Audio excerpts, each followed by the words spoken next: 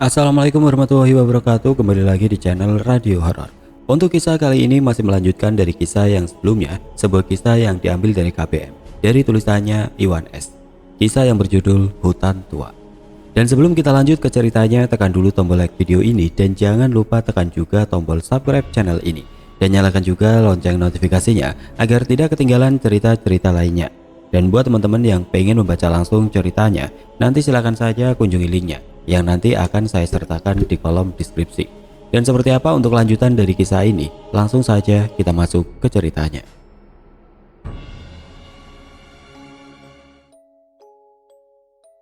Di tengah-tengah aku menghayati bacaan ayat-ayat Allah, aku dikejutkan dengan suara bising orang-orang.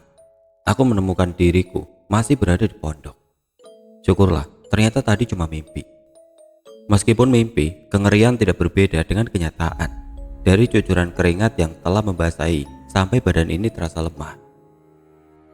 Sepertinya aku lama terlelap tadi, sehingga hari sudah berganti malam. Keadaan begitu gelap di desa ini. Hanya cahaya obor yang beriringan di jalan. Entah mau kemana orang-orang itu. Ramai sekali dengan membawa obor sebagai penerang. Aku coba turun dari pondok dan mengikuti mereka. Aku bertanya pada orang yang dekat denganku berjalan. Mas, kalau boleh tahu, ini orang ramai-ramai mau pada kemana ya? Senyap, tidak ada jawaban, cuma tatapan datar. Merasa canggung dengan tatapannya, aku bertanya lagi. Apa ada acara di depan sana? Kini tatapannya disertai nyengir dan langsung orang itu berlalu ke depan. Sangat membingungkan sikap penduduk desa ini. Aku membatin. Aku terus mengikuti mereka. Entah kenapa aku begitu penasaran dan rasa ingin tahu kemana mereka ingin pergi.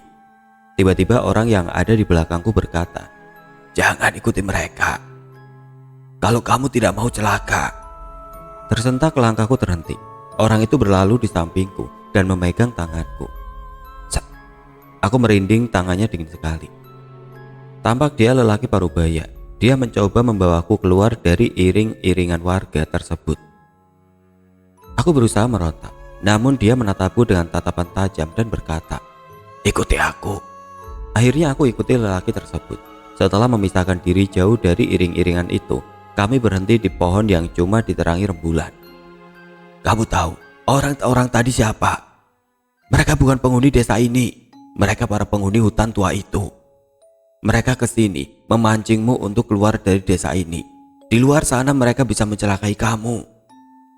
Aku jadi bingung dengan ucapan orang ini. Sama sekali tidak mengerti maksud yang dibicarakannya. "Maaf mbah, saya tidak mengerti. Maksud Mbah, apakah mereka bukan manusia?" Orang tersebut tersenyum sinis. Entah ada yang salah dengan pertanyaanku. "Di sini cuma kamu manusia dan aku pada dasarnya." Aku semakin bingung dengan ucapan orang ini. "Terus orang desa ini Mbah?" "Sudahlah, kamu tidak akan pernah mengerti lebih jauh. Yang penting kalau kamu tidak mau celaka, jangan coba-coba keluar dari desa ini. Mengerti?"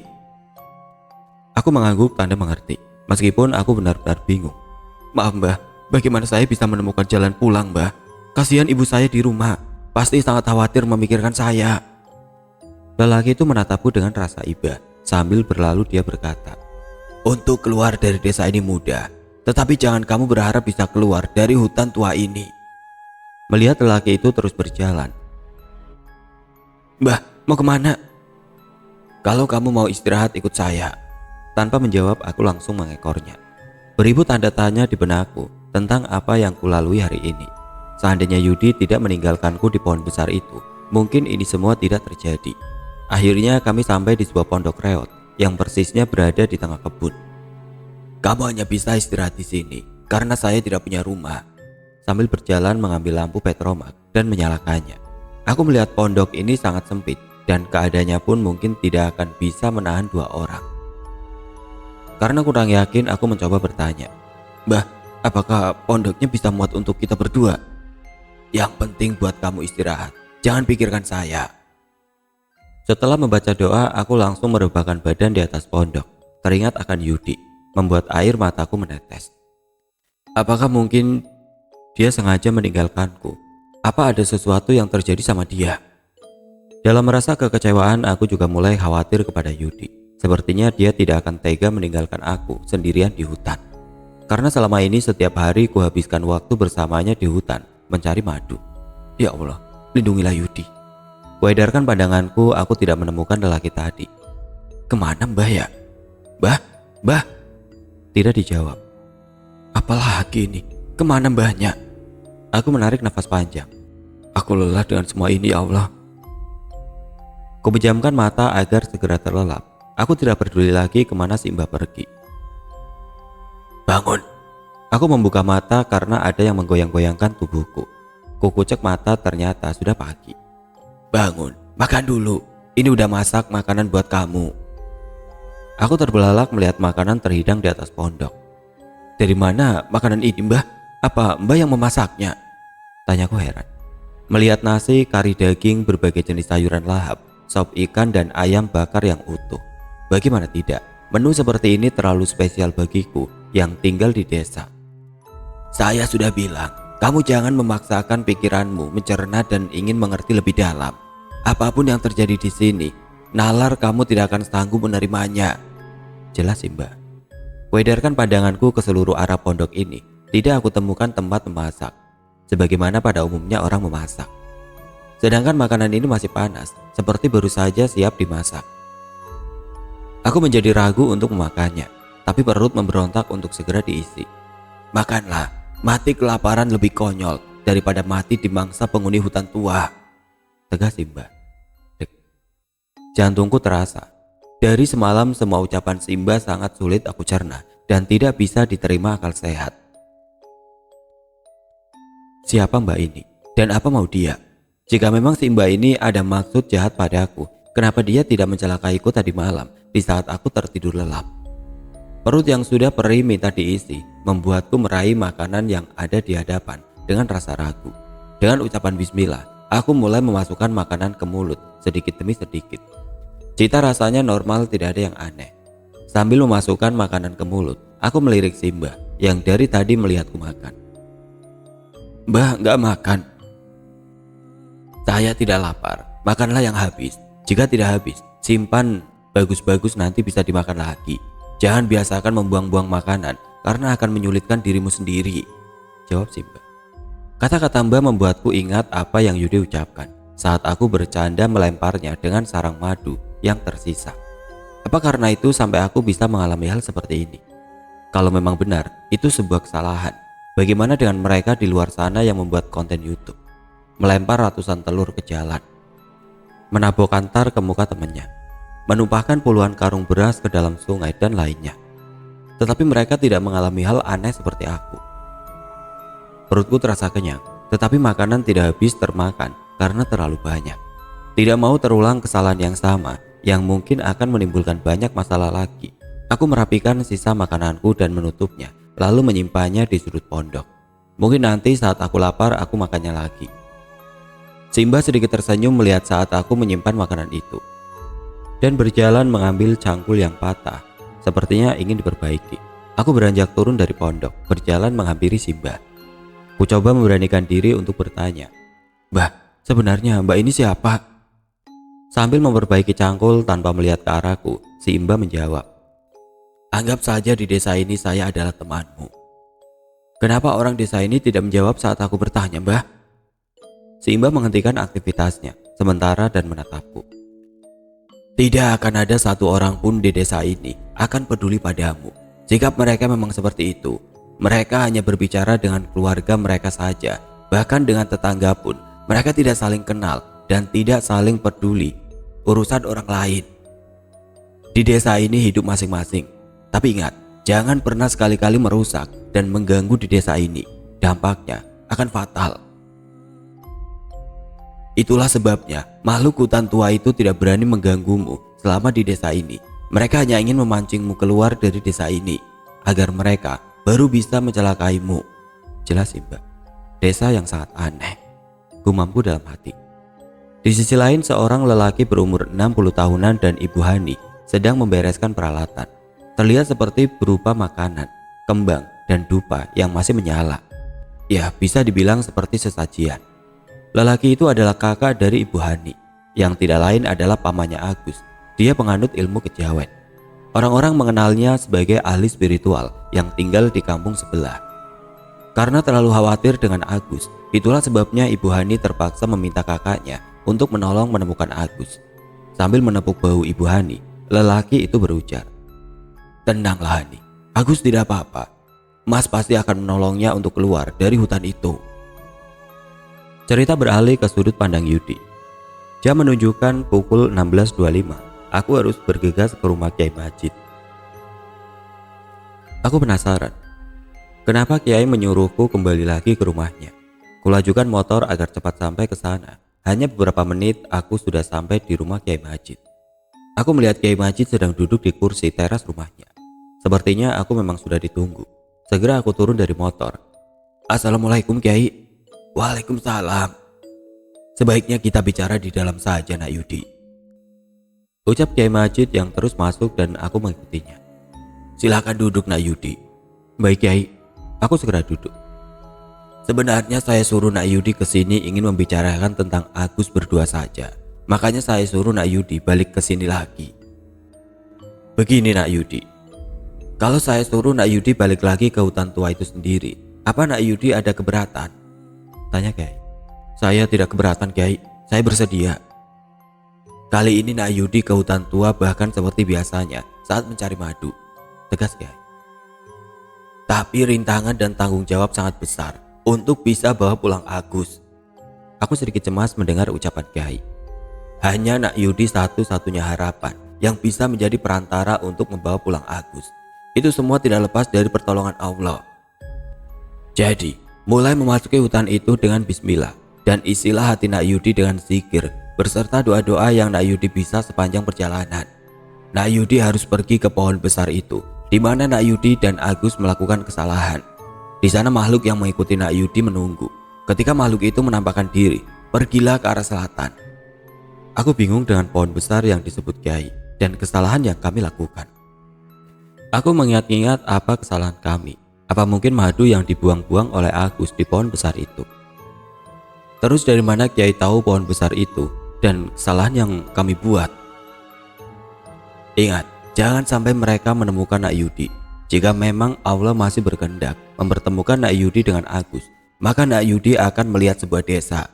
Carilah Agus di desa itu. Apapun yang terjadi, jangan berhenti berzikir dan memohon pertolongan Allah. Setelah mendengar penjelasan Kiai, aku sedikit ragu untuk siap atau tidak memasuki hutan itu kembali. Tapi lelaki macam apa aku ini? Kalau sahabatku dalam kesulitan, aku tidak mau menolongnya. "Nak Yudi." "Iya Pak Kiai." "Apakah Nak Yudi sudah mengerti apa yang saya bilang?" "Sudah Kiai." "Kalau begitu, Nak Yudi pulanglah dan siapkan segala keperluan untuk memasuki hutan. Karena nanti malam habis maghrib harus sudah berangkat." Dek jantungku bergetar. "Nanti malam Kiai?" tanyaku dengan gugup. "Iya Nak Yudi, jangan takut, mohon perlindungan kepada Allah. Dan saya juga akan menuntun Nak Yudi dengan doa." "Baik Kiai, saya pamit pulang dulu kalau begitu untuk mempersiapkan perlengkapan." "Assalamualaikum Kiai." "Waalaikumsalam." Sesampaiku di rumah, aku segera mengambil perlengkapan yang aku butuh dan memasukkannya ke dalam tas. Lalu aku menemui ibu untuk meminta tolong menyiapkan bekal untukku. Ketika aku ke dapur, ayah dan ibu lagi berbicara. "Pak, Bu, Kiai Majid menyuruh Yudi memasuki hutan malam ini untuk mencari Agus. Apa ibu bisa siapkan bekal buat Yudi?" Ayah yang ikut mendengar apa yang aku katakan langsung membuka suara. "Kenapa harus malam Yudi?" "Iya, kenapa harus malam Yudi?" timbal ibu dengan ekspresi cemas. Yudi sebenarnya juga ragu untuk ke hutan malam-malam, tapi karena Kiai Majid yang minta Yudi harus malam ini, jadi Yudi gak mungkin menolaknya. "Kalau memang begitu yang disuruh Kiai Majid untuk menemukan Agus, dan kalau kamu siap, pergilah Nak," ucap ayahku. "Kalau begitu, ibu akan siapkan bekal untukmu." Sebelum maghrib, warga yang ikut mencari Agus sudah kembali ke desa. Tanda-tanda keberadaan Agus belum ditemukan, dan mereka memutuskan untuk melanjutkan pencarian besok pagi lagi. Aku yang mendengar Agus belum ditemukan sangat khawatir. Setelah sholat maghrib, aku kembali mengecek perlengkapanku. Setelah aku pastikan semua sudah lengkap beserta bekal, aku mohon pamit sama ayah dan ibu untuk masuk menuju hutan. "Ayah, ibu, Yudi pamit dulu untuk berangkat sekarang. Mohon doanya agar semuanya lancar sampai pulang." "Iya Nak." Ayah dan ibu selalu mendoakanmu. Hati-hati dan selalu ingat Allah. Sangat terlihat di raut wajah ibu kekhawatiran yang mendalam. Baik Bu, Yudi berangkat dulu ya. Setelah mencium kedua tangan orang tuaku, aku langsung berjalan menuju ke arah hutan. Sesampainya di perbatasan kampung dan hutan, aku berdiri menarik nafas dalam-dalam. Kupanjatkan doa dan memohon perlindungan kepada Allah. Aku tegarkan diriku dengan mengucapkan bismillah, lalu melangkah memasuki hutan yang begitu gelap. Aku hanya mengandalkan senter kepala sebagai penerang jalan. Sekitar 10 menit berjalan, aku merasa seperti ada yang mengikuti. Semakin dalam aku memasuki hutan, hawanya seperti bertambah mencekam. Dalam hati aku terus bersikir sepanjang jalan. Meski aku tahu bahwa aku sedang ada yang mengikuti, aku sama sekali tidak mau menoleh ke belakang. Karena tujuanku agar bisa cepat sampai ke pohon besar itu. Tanpa sengaja senterku mengarah jauh ke depan. Dengan tidak jelas aku melihat ada sesuatu berdiri di jalan. Aku terus berjalan dengan senter masih mengarah ke benda tersebut. Sekarang jarakku semakin dekat dengan benda tersebut. Aku bisa melihat dengan jelas benda tersebut. Sehingga kakiku berhenti melihat sebuah benda yang terbungkus kain putih. Sama persis jenazah yang telah dikafani berdiri membelakangiku tepat di tengah jalur. Aku kebingungan dengan tubuh gemetar. Aku tidak mungkin berdiri lama di sini menunggu benda itu hilang. Sedangkan aku harus segera sampai ke pohon besar itu. Dengan rasa ragu, aku coba melangkah untuk melewatinya. Hatiku berucap lirih, apapun makhluk itu, lindungilah aku ya Allah. Kini aku berjalan tepat di samping. Bau busuk dan amis begitu menyengat sampai ke jantungku. Di saat aku ingin melihatnya dari arah samping, saat itu pula dia membalikkan badan ke arahku. Posisi muka berhadapan dengan mukaku 1 cm. Muka hangus yang hancur dan bernanah. Hingga aku bisa melihat belatung yang berjatuhan, membuatku terperajat hingga jatuh terpental ke samping beberapa meter darinya. Ya Allah, begitu menyeramkan makhluk ini. Kakiku begitu gemetar hingga sangat sulit untuk bangkit. Dengan terus berusaha bangkit, namun makhluk itu mulai melompat kecil ke arahku. Keringatku mulai membasahi baju meskipun cuaca malam begitu dingin. Makhluk itu semakin dekat denganku. Dengan sekuat tenaga aku berusaha bangkit. Allahu Akbar. Hingga aku berhasil bangkit dan langsung berlari. Meskipun keluar jalur aku tidak peduli. Aku terus berlari menerjang belukar yang begitu rapat dan tinggi melebihi kepalaku. Tiba-tiba senterku mati. Aku berhenti mencoba menyalakan kembali tapi tidak bisa. Dengan tubuh gemetar aku kotak-atik dan beberapa kali mengetok-ngetok senter berharap bisa menyala. Tiba-tiba terdengar suara. Pergilah dari sini. Jangan mengusik kami anak manusia. Pergi, pergi. Kualihkan pandangan ke arah suara itu. Dengan bayangan cahaya bulan sayup-sayup terlihat seseorang yang duduk di atas batu, seperti sedang merokok karena terlihat ada titik merah. Aku sedikit merasa lega karena bisa bertemu dengan orang di sini. Aku berjalan ke arah batu tersebut. Saat sampai ke situ, aku bisa melihat dengan sedikit jelas. Ternyata yang aku kira tadi bara api rokok, rupanya sebuah mata yang mencolok ke arahku. Aku coba mundur, tapi dia mengeluarkan suara auman yang sangat keras hingga membuat telingaku berdengung-dengung dan seakan gendang telingaku pecah. Dalam seketika, sebuah tangan mencengkram leherku dan mengangkat tubuhku, membuat kakiku mengambang. Aku mencoba meronta berusaha melepaskan tangan itu, tapi tangan itu semakin kuat mencengkram leherku, membuat aku sulit bernapas dan dapat aku rasakan. Kuku-kukunya menembus kulitku begitu perih. Dadaku terasa sesak dan air mata keluar dengan sendirinya. Tubuh seperti tidak berdaya, hanya zikir yang tidak putus-putus dalam rintihan hati ini. Pelan-pelan pandanganku mulai gelap. Samar-samar aku masih bisa melihat sebuah cahaya putih menghantam makhluk itu dengan keras. Akhirnya semua gelap. Sebuah bisikan terdengar. Bangunlah, ini baru awal perjalananmu. Pelan-pelan aku membuka mata. Aku mendapatkan diriku tergeletak di samping batu besar tadi dengan cahaya senter mengarah ke langit. Perlahan aku berusaha bangkit. Terasa badan begitu lemas dan rasa perih di leher masih terasa. Aku berdiri di atas batu dan mengarahkan cahaya senter ke sekelilingku. Ternyata aku berada di tengah-tengah hutan belukar. Aku tidak tahu seberapa jauh tadi berlari. Untuk balik lagi ke jalur itu aku sangat takut. Terpaksa aku menembus belukar ini lagi, meski aku tidak yakin seberapa jauh batas pandang belukar ini. Dengan tubuh lemah disertai kepala pusing, aku mulai berjalan sambil mengibas belukar. Tidak lama berjalan, kakiku tidak terasa lagi menginjak tanah. Dalam seketika aku terseret ke jurang. Aku terguling-guling dan beberapa kali tubuh menghantam batu. Dengan tangan menengkup di kepala bagian bahu, terasa perih tergores bongkar tebing. Terlintas di benakku, ya Allah, apakah hidupku akan berakhir di sini? Dengan tubuh yang terus berguling yang sesekali terpental-pental di saat tubuh ini menghantam bebatuan tebing. Tiba-tiba suara seperti ranting patah terdengar dari arah tangan kiriku. Ah! Jerit lirik keluar dari mulutku. Rasa sakit yang berasal dari tangan kiriku menjalar sampai ke ujung jari kaki. Aku temukan diriku yang tergantung di pohon, dengan sebelah tangan kiri terhimpit di sela-sela cabang pohon. Aku mencoba meraih cabang pohon dengan tangan kananku, berharap bisa naik ke atas pohon. Namun, usahaku tidak membuahkan hasil. Tenagaku hanya tersisa untuk bernapas saja. Dalam merasa putus asa diiringi dengan cairan bening yang keluar dari mata, bukan karena aku cengeng, tapi rasa sakit seluruh tubuh ini yang tidak tertahankan, sehingga mampu mendorong buliran beningku keluar sendirinya. Kini aku hanya pasrah dan membiarkan tubuhku tergantung meski di hati ada setepis pengharapan. Adakah seseorang yang menolong atau sebuah keajaiban yang akan menurunkan tubuh ini dari pohon? Ya Allah, di mana pertolonganmu? Aku berucap seperti orang kehilangan akal, sehingga aku seperti ragu dengan pertolongan Allah. Tidak lama suara gemuruh di langit diiringi cahaya kilat yang saling berkejaran. Suara dentuman petir seperti sedang menyambar sesuatu. Rasa sakit yang kurasakan seketika berubah dengan ketakutan yang luar biasa. Apakah Allah murka dengan perkataanku? Aku bertanya dalam hati. Angin mulai tertiup begitu kencang hingga tubuhku terayun-ayun mengikuti irama cabang pohon yang menjepit lenganku. Aku merasa rintik-rintik hujan jatuh mengenai wajahku, diikuti angin yang seolah-olah semakin mengamuk. Krak, krak, dram.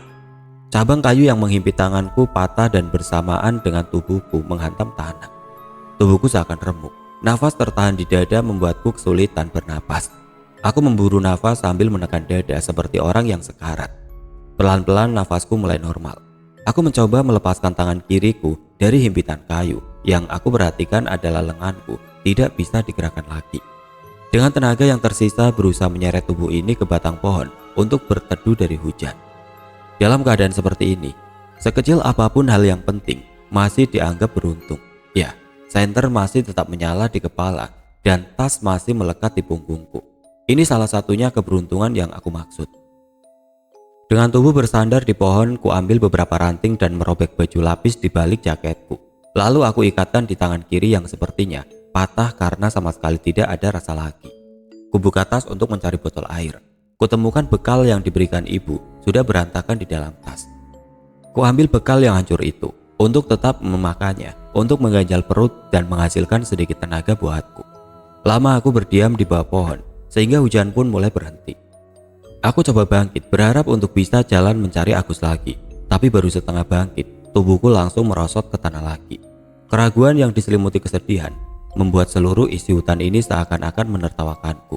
Dalam keadaan yang tidak berdaya ini, masih juga sempat berpikir untuk mencari sahabatku lagi. Di satu sisi berkata, "Pulanglah Yudi, lihat keadaanmu. Apakah kamu masih ingin mencari sahabatmu itu? Seberapa besar penghargaan yang akan kamu dapatkan? Tidak ada yang memberimu penghargaan." Di sisi lain, ingat Yudi, Agus adalah sahabatmu, orang yang setiap hari menghabiskan waktu bersamamu. Apa kau yakin bisa hidup tenang jika suatu saat menjadi cerita kehilangan Agus ada namamu di dalamnya? Ku coba meraih sebilah kayu yang ada di sekitarku untuk aku jadikan penopang agar aku bisa berdiri. Pelan-pelan aku mengangkat tubuhku dengan berpegangan di kayu. Akhirnya aku berhasil berdiri. Apapun yang terjadi, aku harus tetap mencari Agus. Jikapun hidupku harus berakhir di hutan ini, setidaknya aku sudah berusaha. Aku tidak akan keluar dari hutan ini tanpa Agus.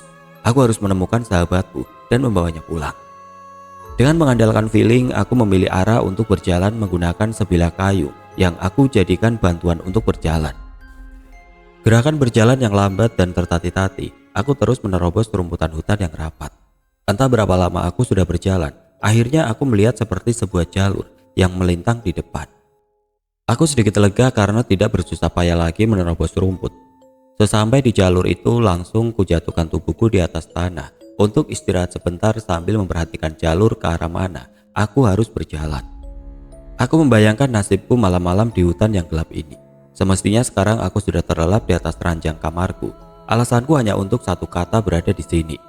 Satu kata yang sangat sederhana, sahabat. Ya, sahabatlah yang tetap bertahan ketika orang lain menjauh. Nafasku sudah mulai kembali beraturan. Aku mulai kembali berjalan ke arah jalur sebelah kanan. Sepanjang jalur yang aku lalui sepertinya tidak pernah aku temui jalur ini ketika mencari madu bersama Agus di hutan ini. Apakah aku telah masuk lebih jauh ke dalam hutan tua ini? Kutajamkan indera pendengaranku. Seperti ada suara tangisan, suara yang lirih dan sangat memilukan. Begitu menyayat hati.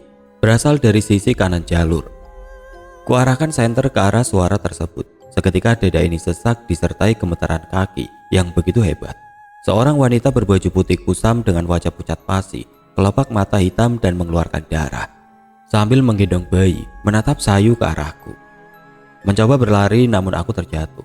Dengan sekuat tenaga aku berusaha bangkit berjalan mempercepat langkah hingga tertati-tati. Sesekali menoleh ke belakang. Ya Allah, wanita itu mengikutiku dengan kaki yang mengambang setengah meter dari tanah.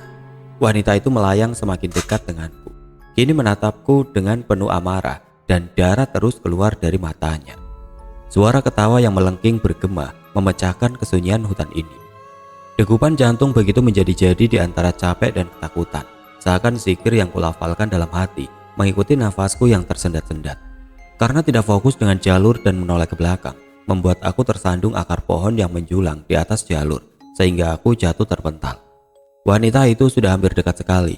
Aku berusaha mundur menyeret tubuh menggunakan pantatku dengan tubuh gemetar dan rasa takut yang tidak bisa dijelaskan. Tanpa sadar cairan hangat keluar dari celanaku. Sekilas terbesit untuk mengumandangkan adzan. Dengan bibir yang gemetar aku mulai melantunkannya.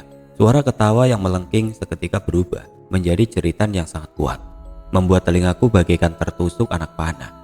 Kubuka mata untuk melihat apa yang terjadi. Ternyata wanita itu mulai melayang mundur dan menjerit-jerit sambil mencengkram kepalanya seperti sedang kesakitan. Aku masih tetap melanjutkan kalimat-kalimat azan sampai habis sehingga wanita itu tidak kelihatan lagi. Degupan jantung begitu kencang, masih membayang sosok wanita itu yang begitu menyeramkan, membuatku teringat film Susana Satu Suro yang dulu aku anggap tidak ada sosok seperti itu di alam kenyataan. Namun yang aku lihat tadi bahkan lebih menyeramkan dari itu. Ku coba menepis bayangan wanita itu dan mencoba bangkit untuk terus berjalan. Kini baru teringat kembali pohon besar itu, salah satu cara untuk menemukan Agus, tapi aku tidak tahu kemana arah untuk menuju pohon besar itu lagi. Kini aku terus berjalan mengikuti jalur. Beberapa saat berjalan, kini aku sampai di persimpangan. Tanpa pikir panjang, aku belok kanan. Karena bagiku jika ada pilihan kanan atau kiri, yang kanan lebih baik. Dari pantulan cahaya senter yang menyebar ke sisi jalur, perasaan seperti ada yang berbaris teratur di sisi kanan dan kiri jalur. Bagaikan menyambut sebuah kedatangan penting. Meski rasa penasaran memintaku melihat, tapi aku lebih memilih fokus ke depan untuk tetap berjalan. Hawa dingin yang tiba-tiba muncul diiringi bau busuk bercampur bau bunga kantil seperti bergantian menusuk hidungku. Dari arah depan terlihat wanita berbaju putih melayang menyeberang jalur silih berganti. Bukan hanya satu atau dua wanita, tapi mereka banyak. Di saat salah satu dari wanita itu berpaling ke arahku, muka hancur tanpa berbentuk dan mata melotot, membuat nyaliku untuk terus melangkah menjadi ciut dan tubuh merosot ke tanah. Jika ada yang bertanya apakah aku takut, tidak. Bayangkan saja jika kalian yang bertanya itu ada di posisiku, itu jawabanku. Jika hanya dengan wanita yang mondar-mandir itu saja, mungkin aku bisa berjalan cepat untuk melewatinya.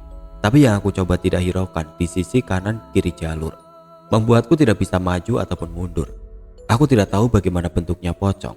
Aku cuma pernah melihat mayat saat dikuburkan, yang dibungkus kain putih, hanya muka yang dinampakkan. Seperti itulah benda yang berbaris beraturan sepanjang sisi jalur. Entah sampai seberapa jauh barisannya.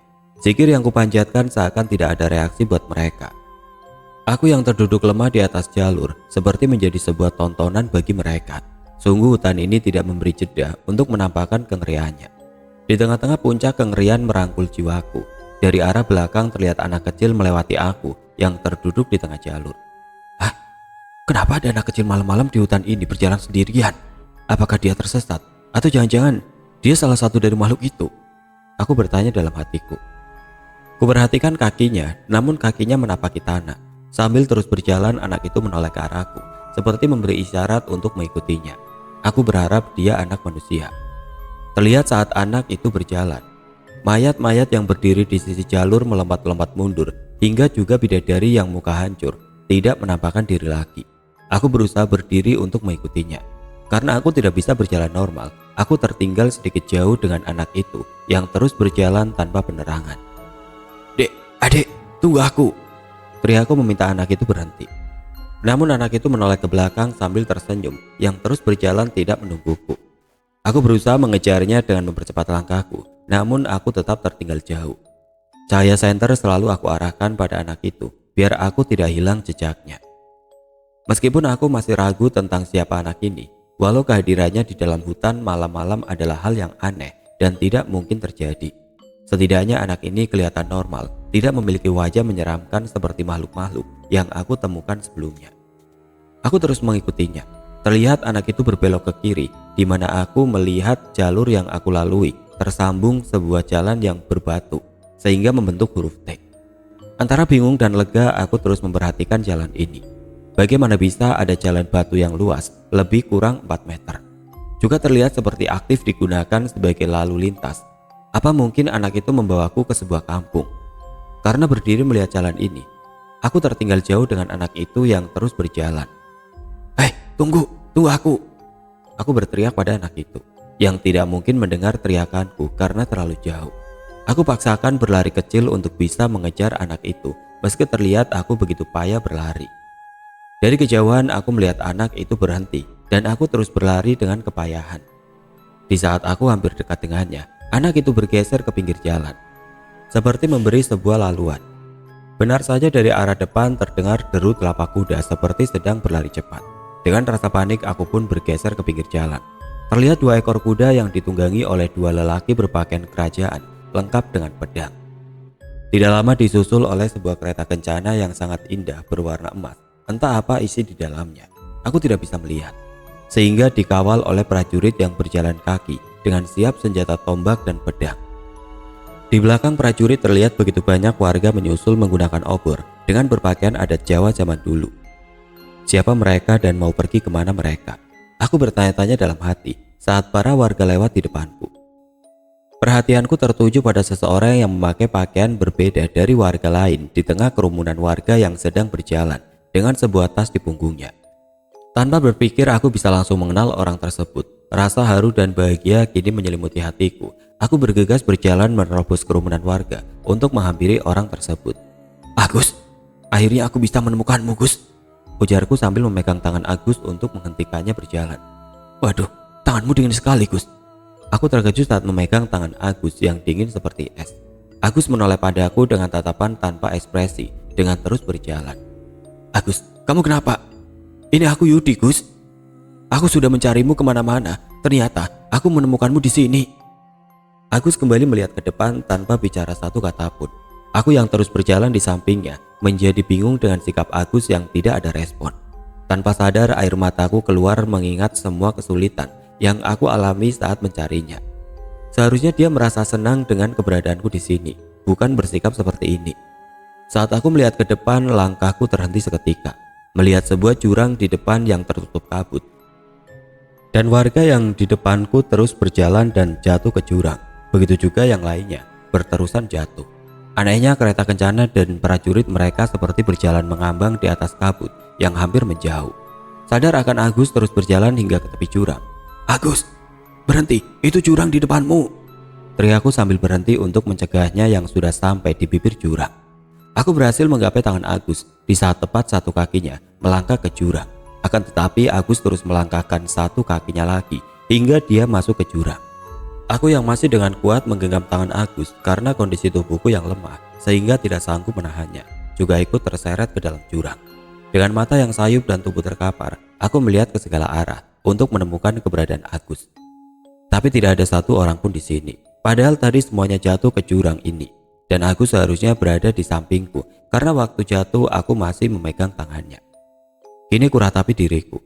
Sebuah kayu runcing sebesar betis menembus keluar dari dadaku. Tubuh yang mulai terasa semakin dingin dengan darah yang mengangah keluar dari mulut hingga detak jantung mulai melemah. Dengan pandangan yang hampir kabur dan gelap, di ujung napas aku berucap lirih, "Maafkan aku, Agus, yang masih belum bisa menemukanmu." Kini mataku gelap. dan detak jantungku pun mulai berhenti.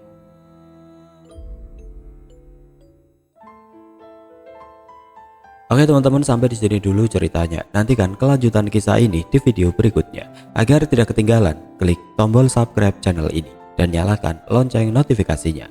Wassalamualaikum warahmatullahi wabarakatuh.